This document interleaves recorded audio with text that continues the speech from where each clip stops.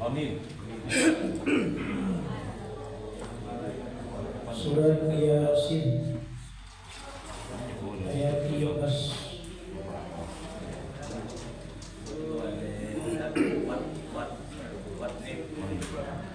Walrib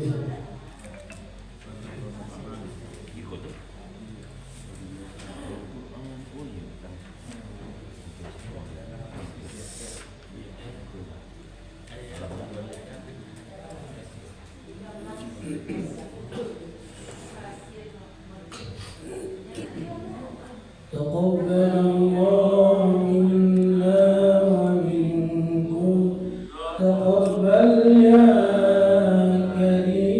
كريم أعوذ بالله من الشيطان الرجيم بسم الله الرحمن الرحيم واضرب لهم مثلا أصحاب القرية إذ جاءها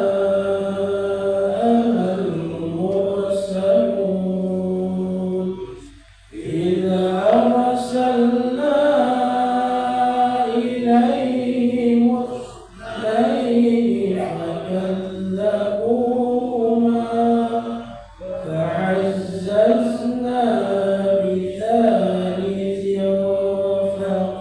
فقالوا إنا إليكم مرسلون وقالوا ما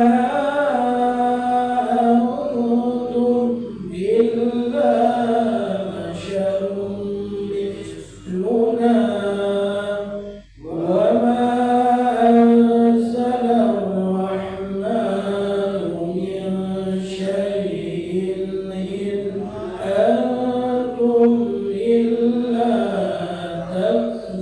تكذبون قالوا ربنا يعلم إنا إليكم لمرسلون وما علينا إلا البلاغ المبين قالوا إنا تطيرنا بكم لئن لم تنتهوا لنرجمنكم وليمسنكم منا عذاب أليم قالوا طائركم معكم أئن ذكرتم بل أنتم قوم مسرفون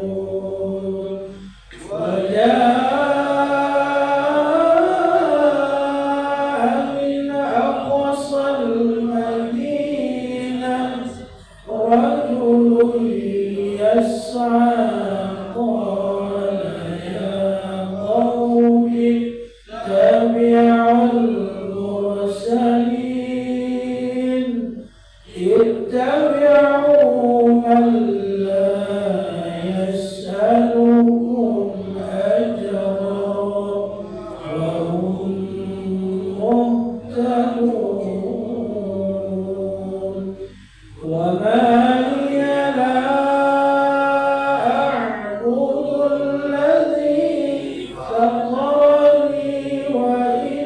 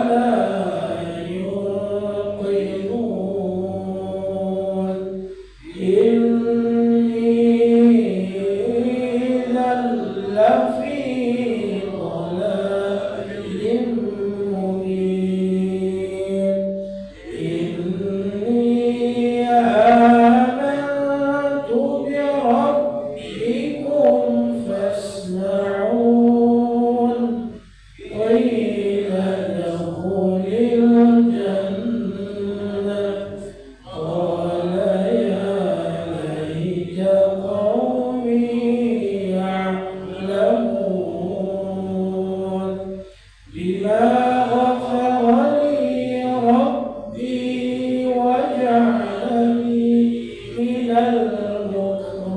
المكرمين وما أنزلنا على قومه من بعده من جند من السماء وما كنا منزلين إن كانت إلا صيحة واحدة فإذا هم خامدون يا حسرة على العباد ما يأتيهم من رسول إلا كانوا به يستهزئون ألم يروا كم أهلكنا قبلهم من القرون أنهم إليهم لا يرجعون وإن كل لما جميع لدينا محضرون وآية لهم الأرض الميتة أحييناها وأخرجنا منها حبا فمنه يأكلون وجعلنا فيها جنات من نخيل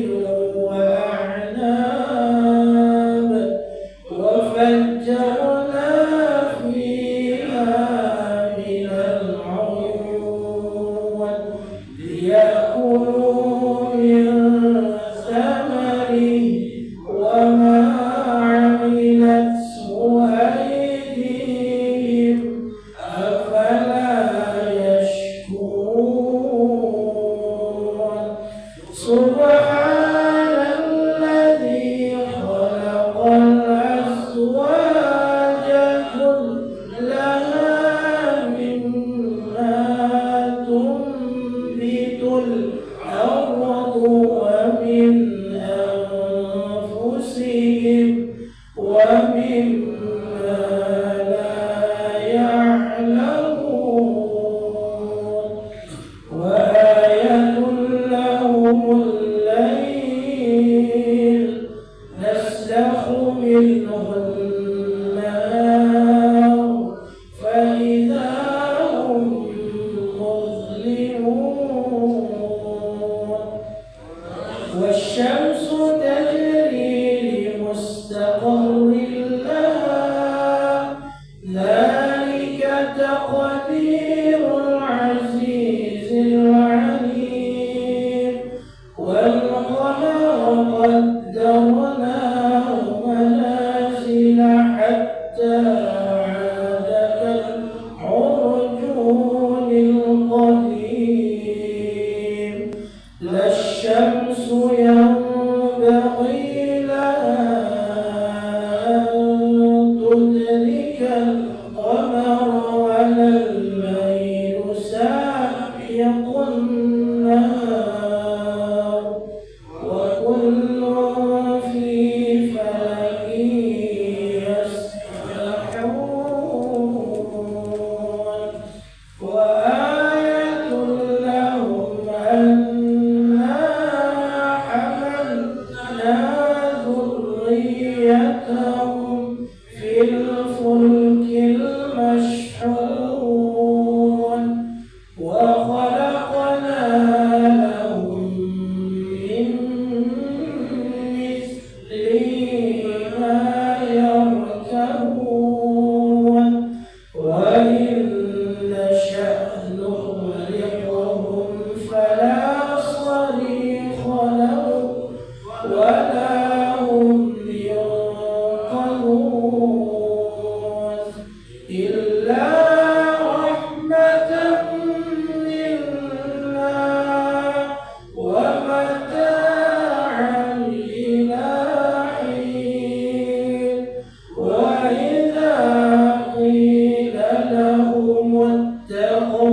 وما بين أيديكم وما خلفكم لعلكم ترحمون وما تأتيهم من آية من آيات ربهم إلا كانوا عنها معرضين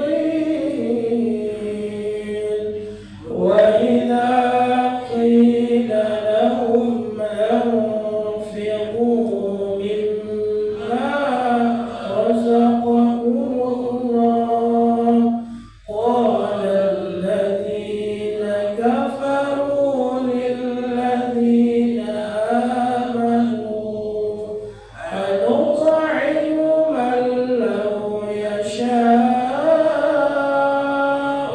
الله أطعمه إن أنتم إلا في ضلال مبين ويقولون متى هذا الوعد إن كنتم صادقين ما ينظرون إلا صيحة واحدة تأخذهم وهم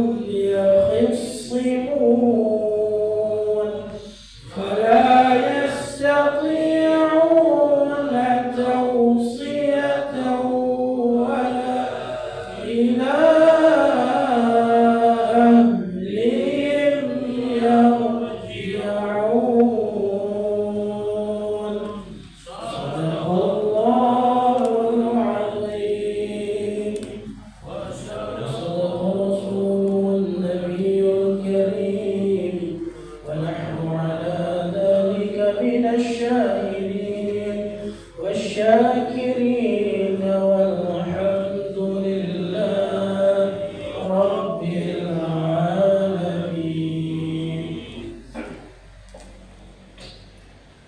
بسم الله الرحمن الرحيم. Dengan nama Allah yang Maha Pengasih lagi Maha Penyayang. واضرب لهم مثلا أصحاب القرية إذ جاءها المرسلون. Dan buatlah suatu perumpamaan bagi mereka, yaitu penduduk suatu negeri ketika utusan-utusan datang kepada mereka. إذ أرسلنا إليهم اثنين فكذبوهما فعززنا بثالث فقالوا إنا إليكم مرسلون. Yaitu ketika kami mengutus kepada mereka 2 orang utusan, lalu mereka mendustakan keduanya, kemudian kami kuatkan dengan utusan yang ketiga. Maka ketika utusan itu berkata, sungguh kami adalah orang-orang yang diutus kepadamu. قالوا ما أنتم إلا بشر مثلنا وما أنزل الرحمن من شيء إن أنتم إلا تكذبون. Mereka penduduk negeri menjawab, kamu ini hanyalah manusia seperti kami, dan Allah yang Maha Pengasih tidak menurunkan sesuatu apapun. Kamu hanyalah pendusta belaka. قالوا ربنا يعلم إنا إليكم لمرسلون. Mereka berkata, Tuhan kami mengetahui sesungguhnya kami adalah utusan-utusannya kepada kamu. وما علينا إلا البلاغ المبين. Dan kewajiban kami hanyalah menyampaikan perintah Allah dengan jelas. قالوا إنا تطيرنا بكم لئن لم تنتهوا لنرجمنكم وليمسنكم منا عذاب أليم. Mereka menjawab, sesungguhnya kami bernasib malang karena kamu. Sungguh, jika kamu tidak berhenti menyuruh kami, niscaya kami rajam kamu, dan kamu pasti akan merasakan siksaan-siksaan yang pedih dari kami. قالوا طائركم معكم أئن ذكرتم بل أنتم قوم مسرفون. Mereka utusan-utusan itu berkata, kemalangan kamu itu adalah karena kamu sendiri. Apakah karena kamu diberi peringatan? Sebenarnya kamu adalah kaum yang melampaui batas. وجاء من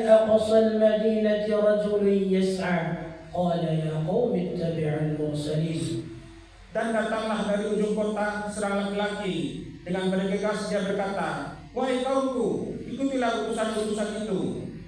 اتبعوا من لا يسألكم أجرا وهم مهتدون. Ikutilah orang yang tidak meminta imbalan kepadamu, dan mereka adalah orang-orang yang mendapat petunjuk. وما لي لا أعبد الذي فطرني وإليه ترجعون. Dan tidak ada alasan bagiku untuk tidak menyembah Allah yang telah menciptakanku, dan hanya kepadanya lah kamu akan kembalikan.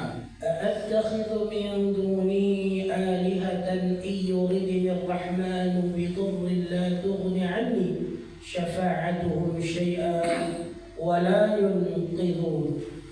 Mengapa aku akan menyembah Tuhan selainnya?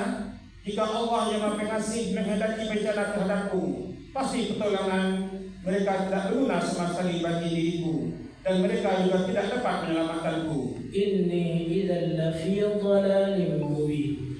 Sesungguhnya jika aku berbuat begitu, pasti aku berada dalam kesesatan yang nyata. إني آمنت بربكم فاسمعون.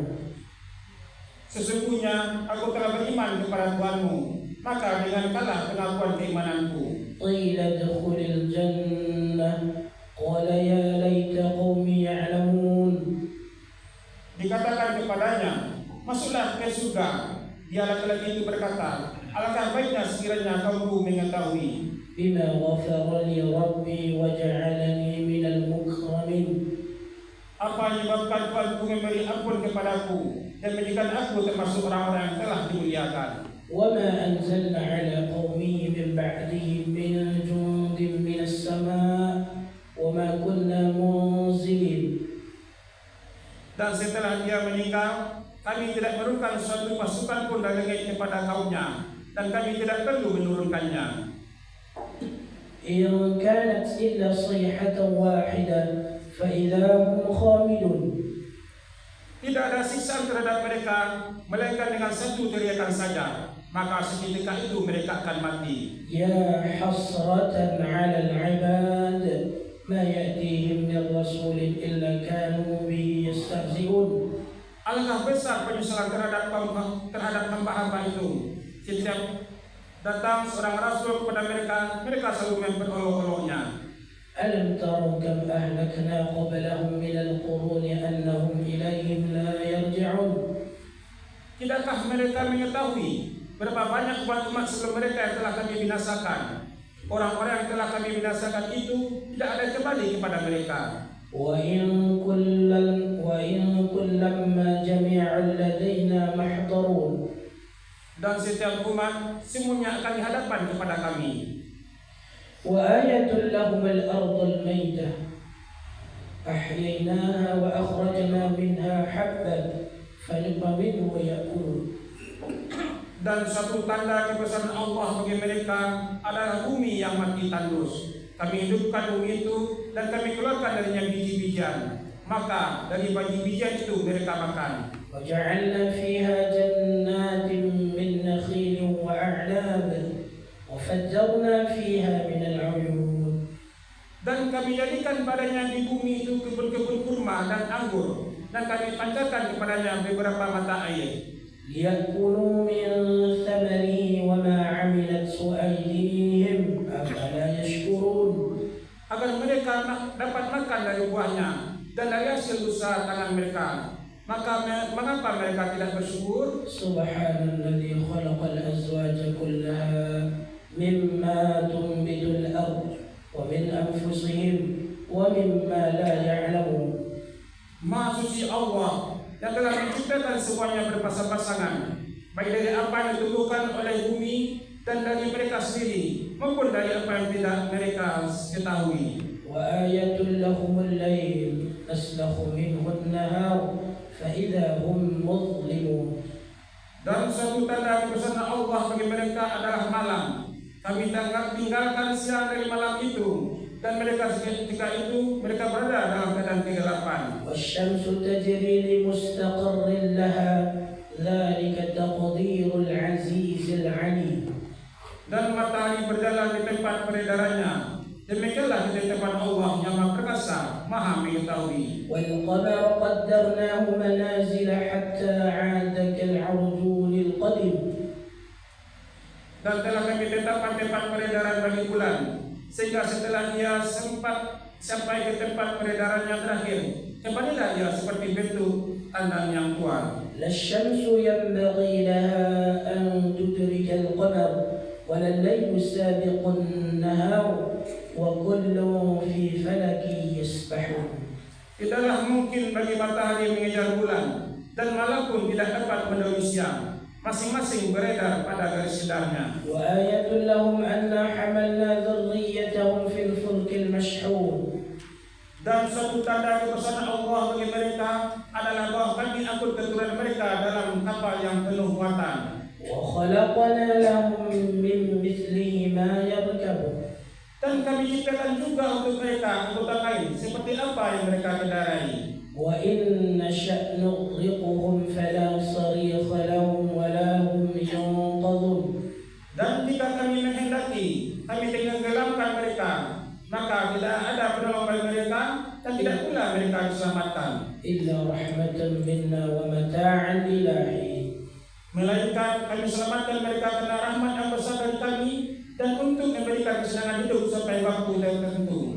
وإذا قيل لهم اتقوا ما بين أيديكم وما خلفكم لعلكم ترحمون.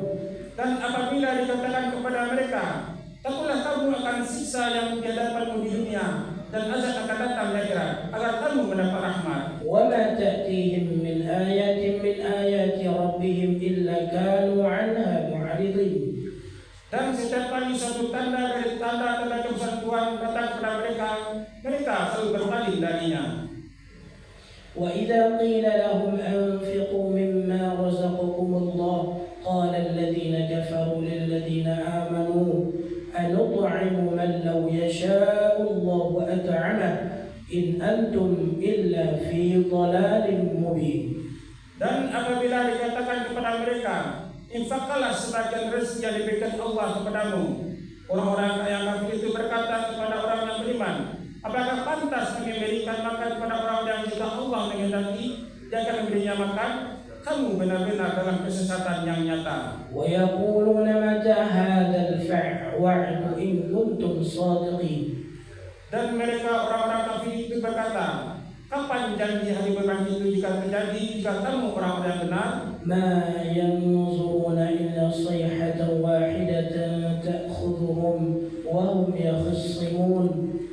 Mereka hanya menunggu satu teriakan yang akan membinasakan mereka ketika mereka sedang bertengkar. فلا يستطيعون توصية ولا إلى أهلهم يرجعون. Sehingga mereka tidak mampu membuat satu wasiat dan mereka juga tidak dapat kembali kepada keluarganya. صدق الله العظيم. Maha benar Allah dengan segala firman-Nya. طيب.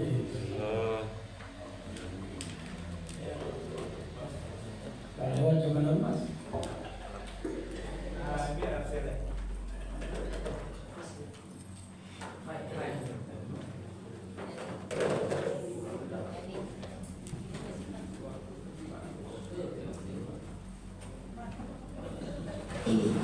Bapak Ibu diberitahukan insyaallah Rabu subuh kita dikunjungi oleh Ustaz Busrul dari Jakarta. Rabu kedua Tabraka Safari Dakwah Busrul. Itu mari kita bersama-sama meramaikan bawa tetangganya pada hari Rabu tanggal 2 ba'da subuh bersama Busrul.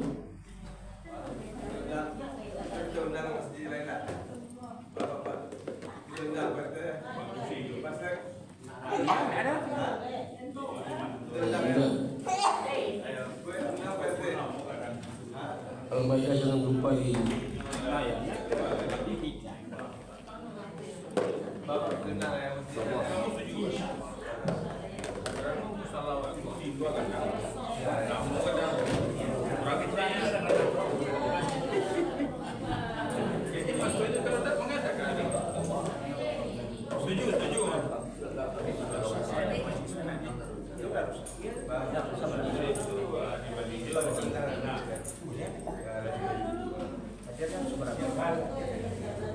Alhamdulillahirrahmanirrahim. Assalamualaikum warahmatullahi wabarakatuh. Insyaallah Palestina merdeka